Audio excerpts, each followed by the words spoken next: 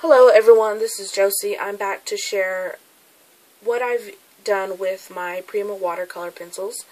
I have been doing some layouts with this year's pictures, and I have been wanting to use more of my stamps and more of all the other products that I haven't used in a while. Like the stamps, the inks, and the different like paints and stuff to use in my scrapbooking. So I thought I would use my watercolor pencils from Prima to do some background pages for my layouts. And I wanted to share that with you, and I wanted to share how I used the pencils to make these background pages. So here's this one. The first one is these little chairs and a chandelier, some spoons and forks and knives. Now these here are solid stamps, so there's nothing for me to color in when stamping them. So when I came across those stamps like that, I used these Recollection ink pads that are the ombre ink pads, because they have those 3 different colors in there, so it kind of goes with the watercolor effect. So that's what I did with these solid images. And then I used the watercolors to color in the back of the chairs and the seat part of the chairs. And this is a Recollection stamp set. I don't have the packaging. I have to look for it. But this is what the stamp set looks like. And I've had it for a long time. I've had it for a couple of years, so I don't know if Michael's even has that stamp set anymore. So there's one. And then here's this one. Oops, that's upside down. This is a recent purchase $1.50 stamp. And then this one and this one I've had for a really long time. I think I got this one at Hobby Lobby. I'm not sure if this one was for Michael's or not. So this one and this one are more solid stamps. So I used the blue. Oops. Sorry, it's kind of stuck. I used the Recollections stamp ink pad in the blue, and then used my watercolor, Prima watercolors, to do, because this is mostly outlines of the camera, so all this was opened to color in. So I used my watercolor pencils on that, and I used the watercolor pencil on the brush and did some splatters in black pencil. And because this one came out with a little, it's not pink, it's like a tomato red, so it has a pinkish look to it. So I couldn't use that on my husband's layout, so I did another one, but this time I only used this solid stamp and this open one. And I used the blues and greens and some yellow on these and did the splatter with the black pencil also. Oh, that's blank. This is not watercolored, but it's one of the other backgrounds I did. I used the Delusions triangle stencil and just drew in the triangles with a pen and scribbled inside the triangle before I moved on to the next one. And then I did the stencil in green and the leaf green from Ranger, and that came out pretty cool. So those are the backgrounds that I did. I did stamp out some banners from Little Yellow Bicycle.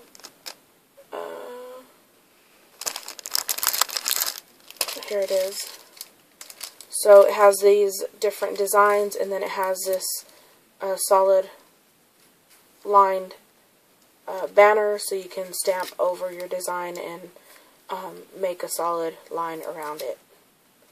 So I had that, and I made some banners out of it. And I used my watercolor pencils and just did lines of the different colors. And this is how it came out. And these are smooth. It didn't... I know that most of the time, if you don't gesso or prime your paper before you use water colors on it or paint on it, it'll kind of start deteriorating the paper. This didn't happen with any of the watercoloring I've done. I didn't prime the paper or anything. So here's those two, and then here's these two. So it didn't happen with these. I think it's because of the way it's done. You don't put a lot of water on it. There's these and these. And with the scrap parts of the paper, once I did those, I used my circle punch and these little solid teacups or coffee cups and stamped the image in black, and then punched out a circle and just punched out some of these little scalloped edged squares and punched out some hearts just randomly around the watercolor paper or the watercolored areas. And here's some of these hearts. So those came out really nice. Here's another cup. And they're completely smooth. It feels like it's part of the paper. It doesn't feel like there's paint or anything on it. So I just did those, and I wanted to share how I did the background pages.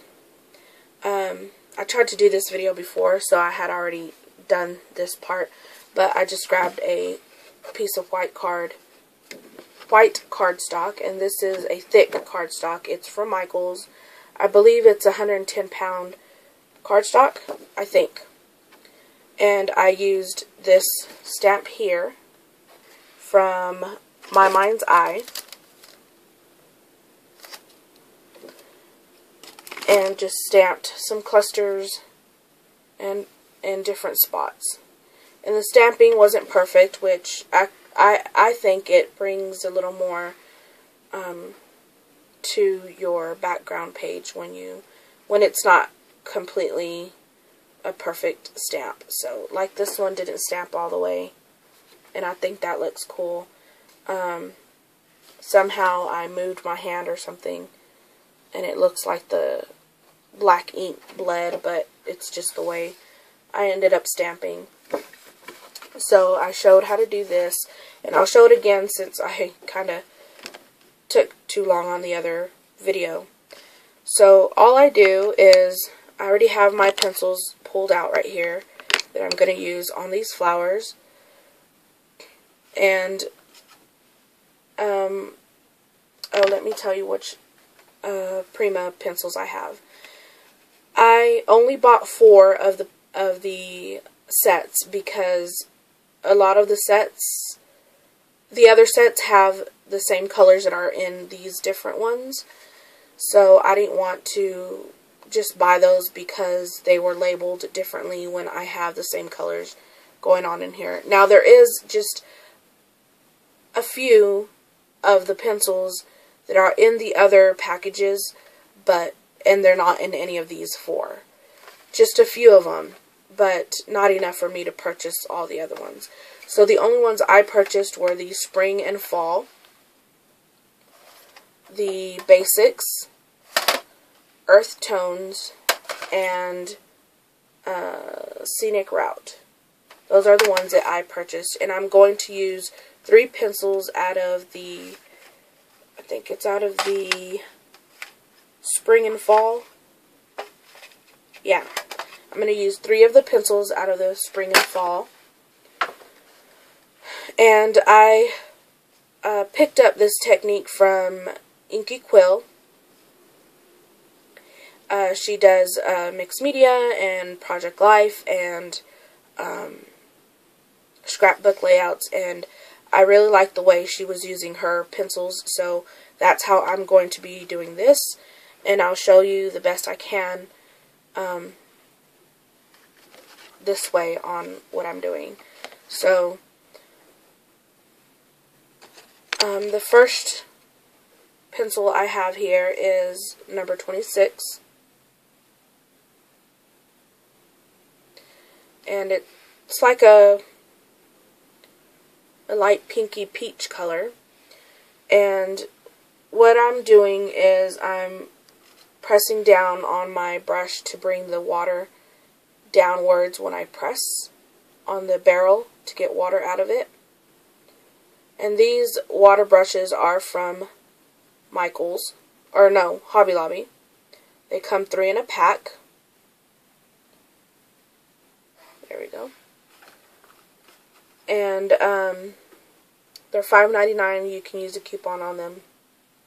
I like them. I think they work really nice. I haven't tried the Tim Holtz or any of those other ones. So that's pretty much what you do. You wet your brush and you rub some of the paint from your pencil onto your brush. You wet your brush a little more. See that? I wet it just a little much. No, there it goes. So, and it pulls a lot of color onto your brush. So it may not look like it, but you really do have quite a bit of color on your brush. So here's the images that I've stamped, and I just go in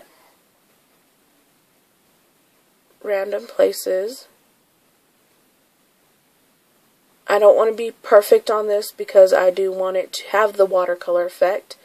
And when you color it in perfectly, it just looks like you colored it in. It doesn't look like watercolors. So,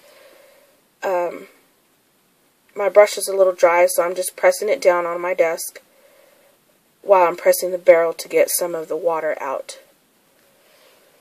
There it goes.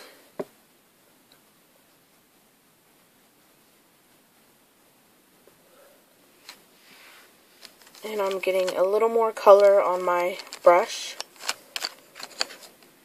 And if this is too slow moving for you, you can dab some water on an acrylic block and then get your pencil and rub it into the acrylic block, and it'll make you a little puddle of color. There we go. Got some of that on there.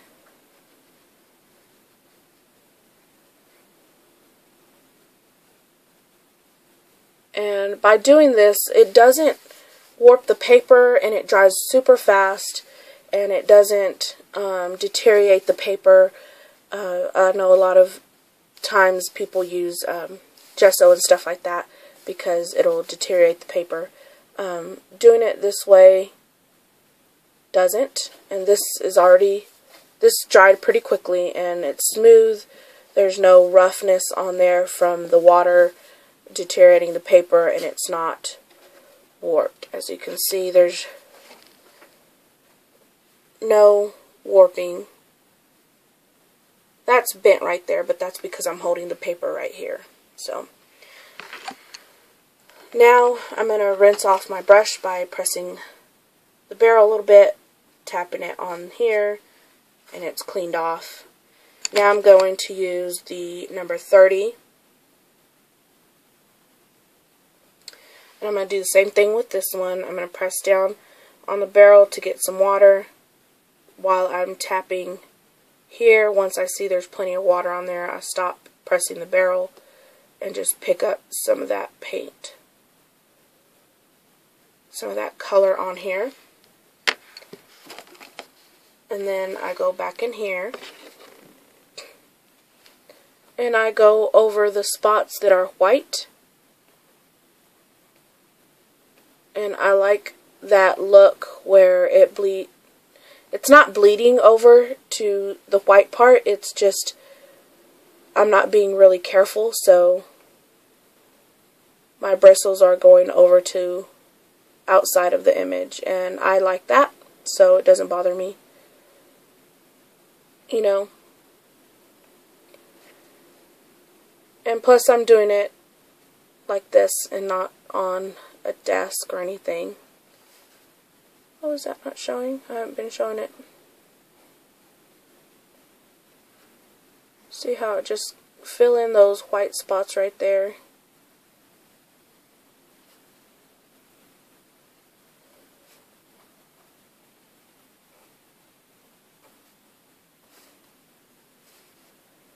There's a spot there.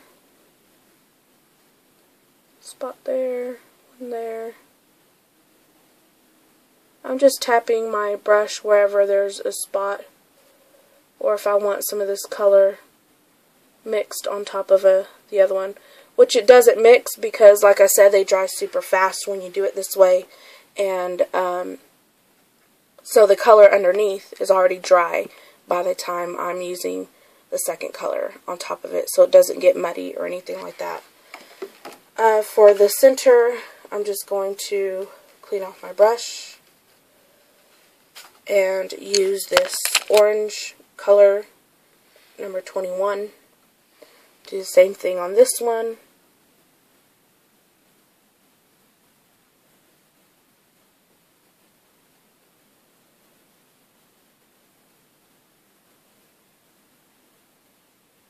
There we go. And then I'm just going to dab the color here in the center. And there we go. It's done. And then I'll do that to all of the images there. And I'll complete my background.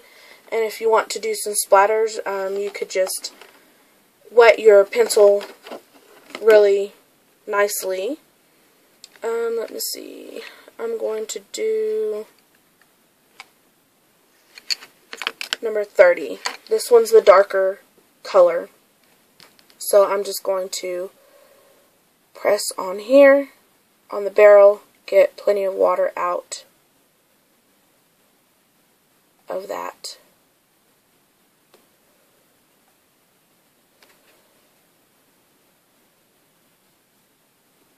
Okay. Here's my I'm going to squeeze the barrel. See the water? Let's see if you can see that. Okay, saw the water come out, and you just tap that against your finger. Oops. Tap it against your finger, and it will, there's some big spots. I'm just going to tap some of that water away on the big spots. Okay, and it gave me some splashes on there. And if you squeeze too hard on your barrel, you'll get the big splatters. Which, that's not what I was wanting, but that was in the center of the page, and that's where my photo is going to go, so that doesn't matter. But it did splash the smaller ones around that.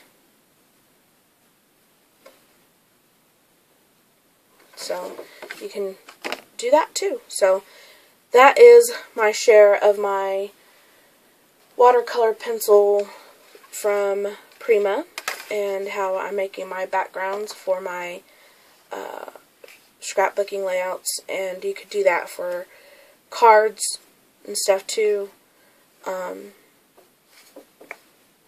because you can just trim this down, fold it into a card, and there you have your watercolor card.